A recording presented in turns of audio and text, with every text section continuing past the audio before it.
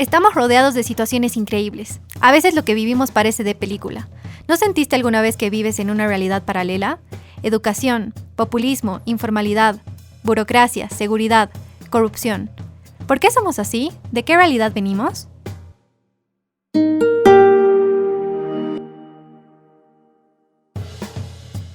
Existe un mito que es muy común últimamente y es que en Latinoamérica el problema es la falta de educación. Y no solo últimamente, ¿no? Es desde hace siglos que se piensa eso, ¿no? Que el problema es la educación, entre comillas. O sea, es lo que típicamente se dice, América Latina está como está porque le falta educación. Entonces, habría que pensarlo y también tendríamos que aclarar por qué es un mito.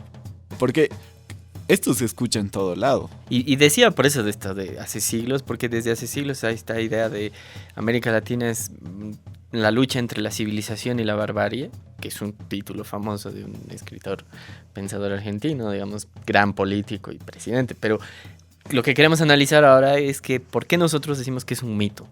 Y más que un mito podría llegar hasta ser una justificación o una simple excusa a algo más grande, ¿no?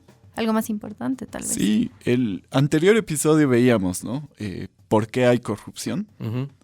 Pero América Latina no está como está porque los políticos son corruptos, porque los políticos tienden a ser corruptos. Entonces, ahora, pasando al tema de la educación, tenemos que ver, tal vez tendremos que hacer una diferenciación entre lo que es la educación formal, que es lo que significa ir al colegio, ir a la universidad, o si es uno más chico, estar en una guardería, en un kinder, qué sé yo. Y además de eso, decir qué es educación, porque muchas veces le decimos educación a lo que no es. De que en América Latina el sistema educativo está mal, está mal. Creo que en eso podemos coincidir todos. Sí. Y quizá un poco, hasta me animaría, no solo en América Latina, sino en general el sistema educativo formal perjudica a lo que un poco queremos decir que es la verdadera educación, ¿no? Esta diferenciación que hacía Juan Pablo, porque hace antinatural algo que es muy natural del ser humano. Los seres humanos somos curiosos por naturaleza y eso es lo que nos ha hecho salir de las cavernas, nuestra curiosidad y esas ganas de aprender y de transmitir lo que hemos aprendido a las siguientes generaciones, ¿no? Por poner un ejemplo tonto que por ahí todos se ubican, ¿no? De la ardillita de la era del hielo, que se hace la burla de lo que todas las ardillas hacen, entierran bellotas y distintos tipos de semillas y granos y se olvidan dónde las han dejado. Pongo este ejemplo tonto porque algo que nos ha sacado realmente de las cavernas es que hemos aprendido los seres humanos a través del lenguaje a transmitir el conocimiento a las siguientes generaciones y así sucesivamente. Yo decía hace poco, ¿no? Hay que definir qué es educación. Prefiero irme a la definición pura y dura del diccionario para no tener problemas de interpretación y para no usar autores que después puedan ser discutidos. Educación es la formación destinada a desarrollar la capacidad intelectual, moral y afectiva de las personas de acuerdo con la cultura y las normas de convivencia con la sociedad a la que pertenecen. Uh-huh. Yo no creo que a América Latina le haga falta educación. No, pues. Yo creo que estamos rodeados de gente muy educada.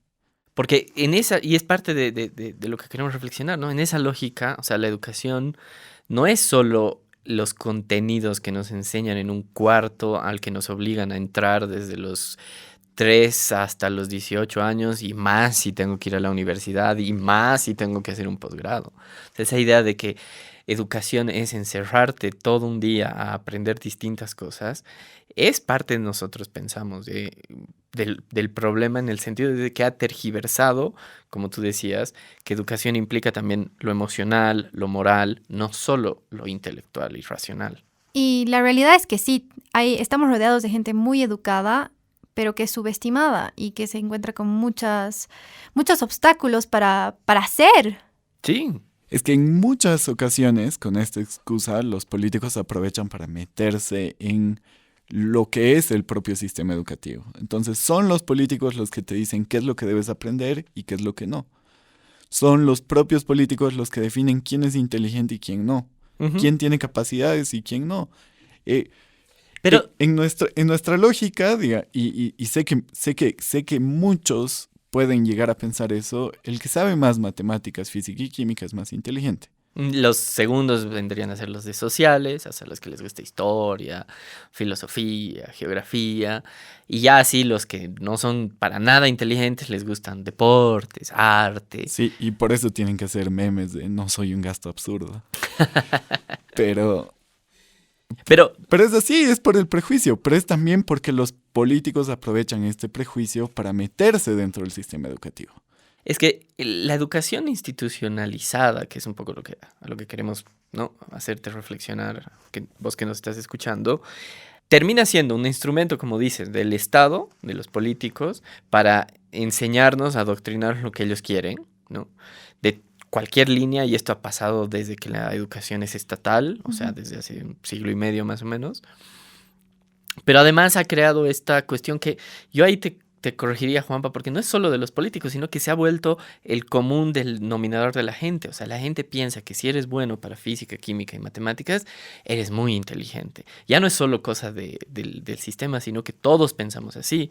Y lo que hacíamos en esta diferenciación, ¿no? O sea, entonces hay carreras, estábamos hablando, digamos, ¿no? Antes de venir, que no se meten porque no hay números, ¿no? Entonces, en psicología, ay, no, me meto a psicología porque no voy a estudiar números, digamos, ¿no?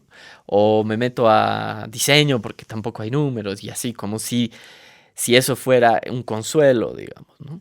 Y el problema es que son tantos los obstáculos y los prejuicios que se convierte en una actitud valiente hacer lo que te gusta y en lo que eres realmente bueno.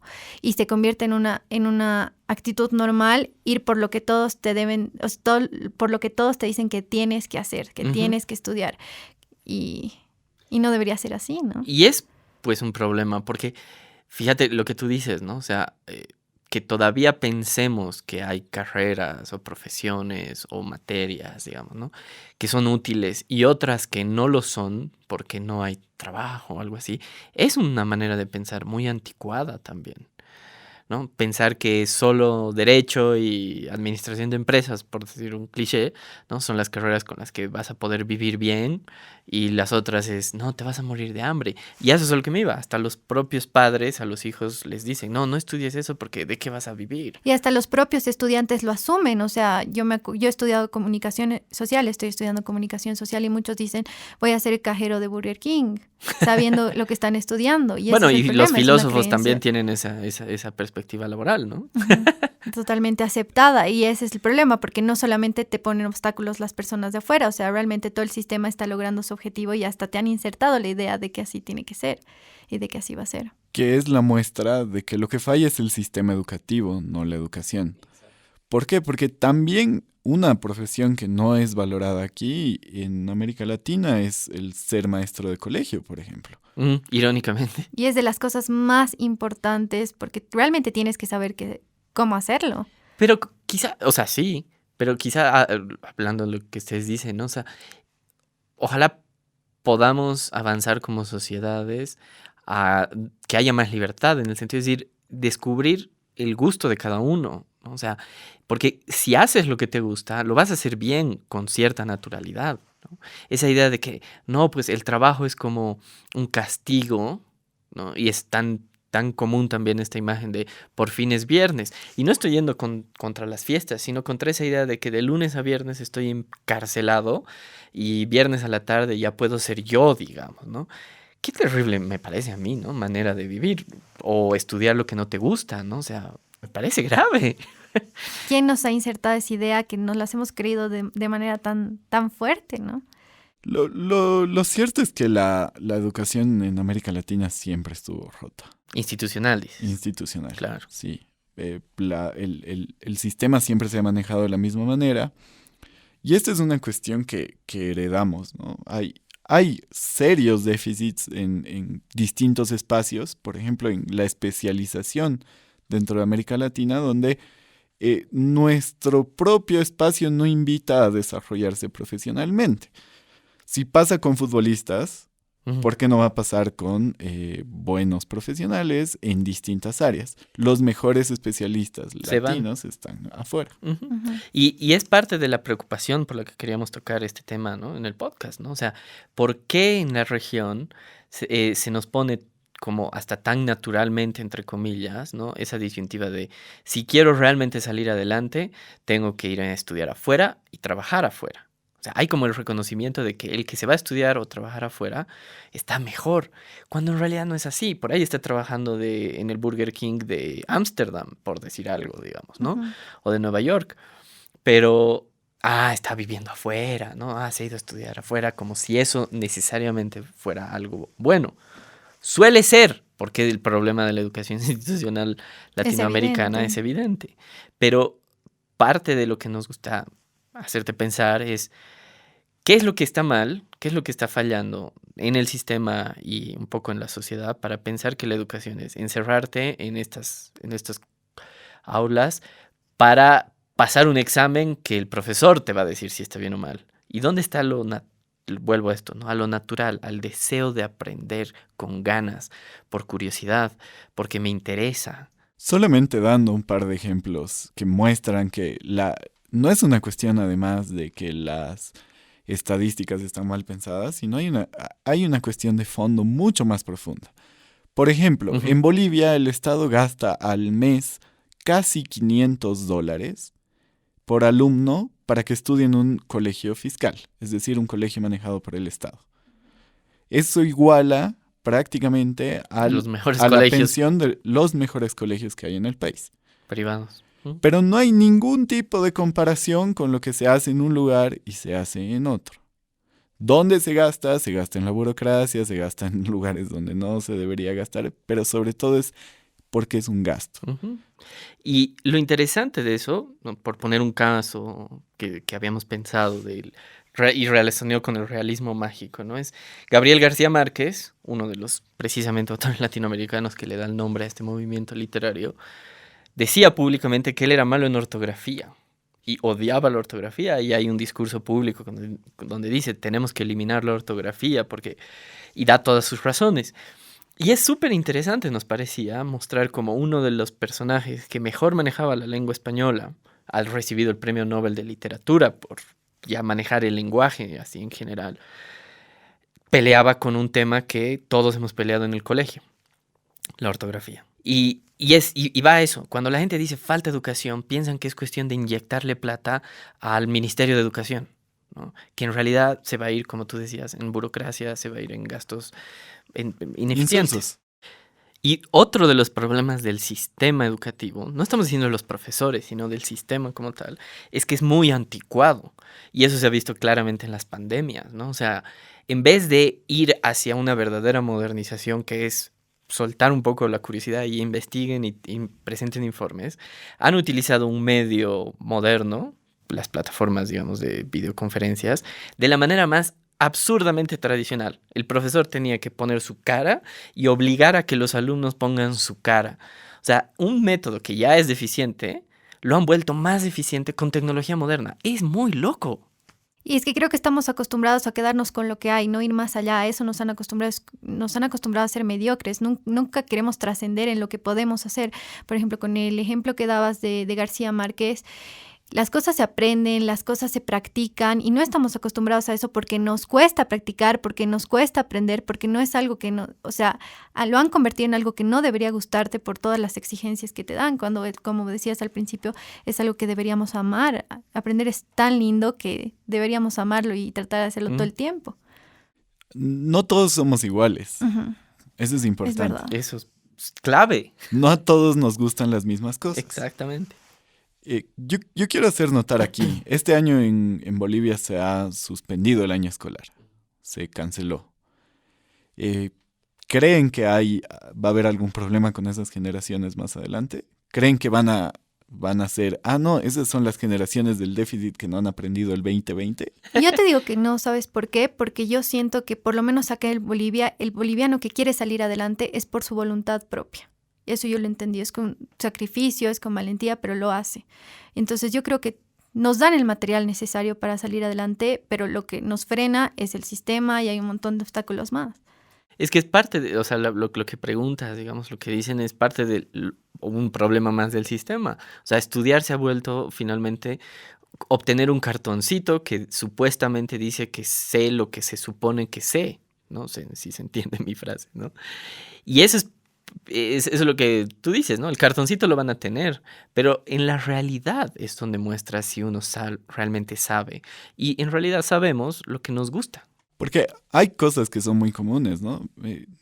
Entras a la universidad y dicen, no, en el colegio no aprendes nada que sirva en la universidad. Y en la universidad te dicen lo mismo. Y sales de la universidad, empiezas a trabajar y te dicen, aprendes en el trabajo, porque en la universidad no aprendes nada. Y es como que, wow, ¿para qué he estado ahí? Hay cosas que son muy útiles, como conocer a la gente, compartir, etcétera, etcétera. Pero no lo es tanto lo que se enseña formalmente en ese cuarto en el que estás encerrado, como dices. Y vuelvo a esto de la pandemia. O sea, realmente se ha visto con eso que la parte más humana de la educación no estaba en los cuartos de encerrados, sino en los recreos, en hacer amigos, incluso en negociar con el profesor y tener esos problemas, que es lo que vemos en todas las series y novelas y películas de colegios, digamos, Y es de las ¿no? cosas de las que más uno se acuerda. Obvio, pues porque eso es ahí, y eso es lo que decía Juan Pablo, ahí está gran parte de la verdadera educación, no en la parte que estamos encerrados en el aula, sino en esa interacción con los otros, en saber ser empático, en el aprender a ganar, el aprender a perder, el aprender a negociar. Y tú has tocado un tema clave, Nati, que es para nosotros en Libera el punto fundamental de fallo del sistema educativo, es que te castigan el error. Y nadie aprende feliz si me castigan cada vez que me equivoque, porque la equivocación es parte natural del proceso de aprendizaje. Es que estamos ante un sistema mediocre que tiende a igualar las cosas. Es decir, los que más saben se tienen que acomodar a los que menos saben. Entonces, lo común es que el que sabe hacer mejor las cosas termina esperando a los otros, Se aburre. pierde mucho tiempo, se Claro. aburre. Entonces se vuelve travieso, Y ahí empieza. disciplinado. Que exacto, en un niño, si estás aburrido, algo vas a hacer. Claro. No te vas a quedar quieto.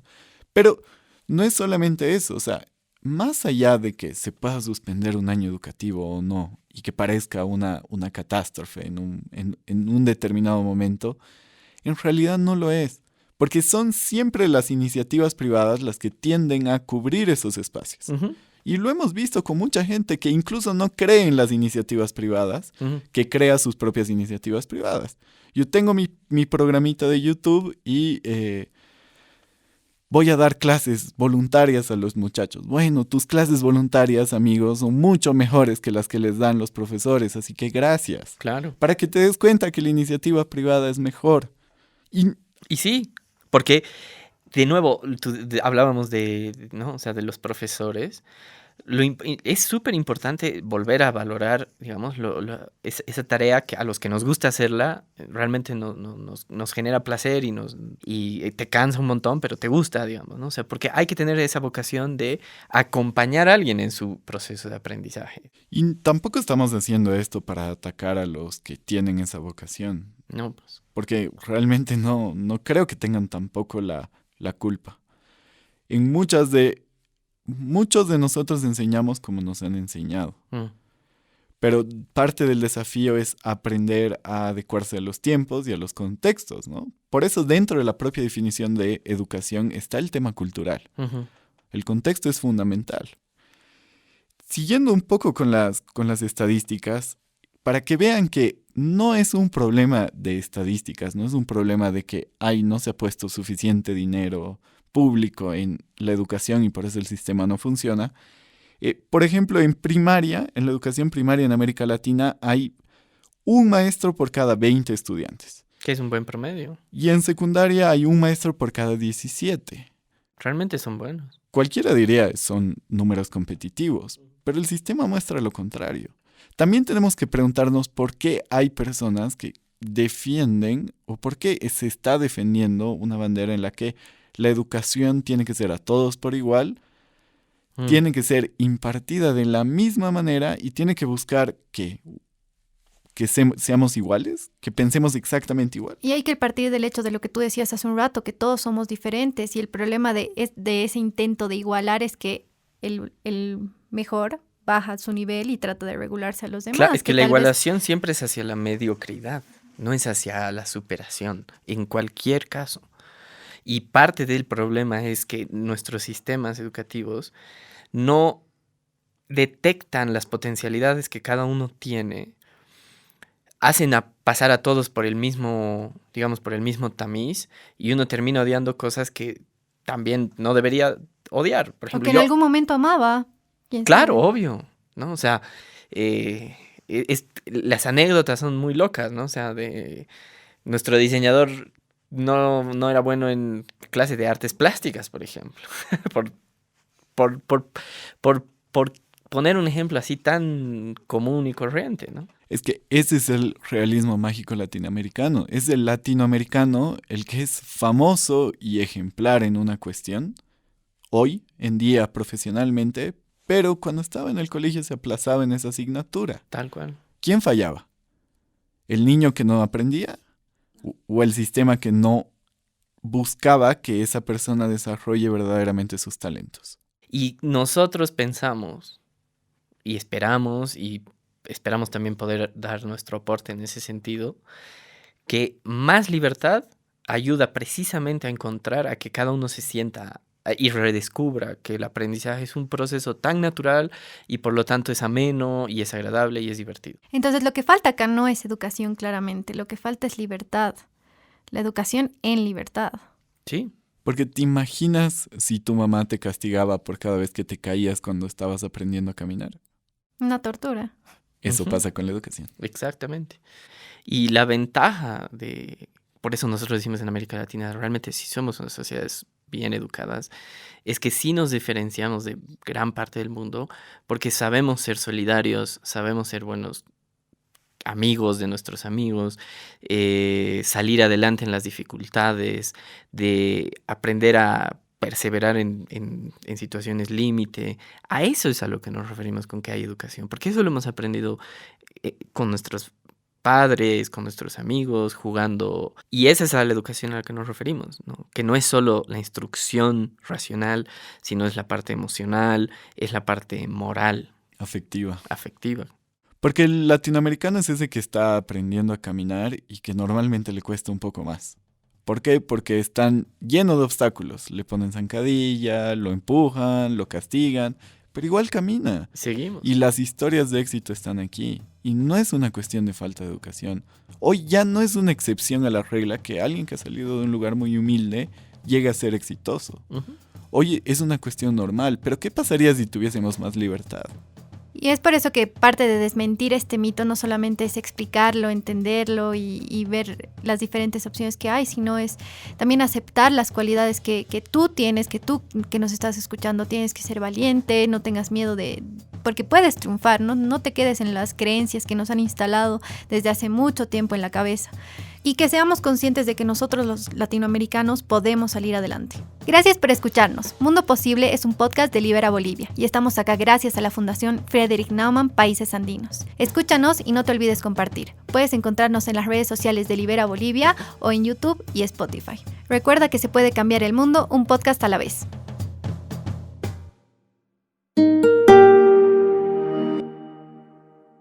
Las opiniones expresadas en este programa son de exclusiva responsabilidad de los participantes y no necesariamente representan la opinión de la Fundación Frederick Naumann Países Andinos.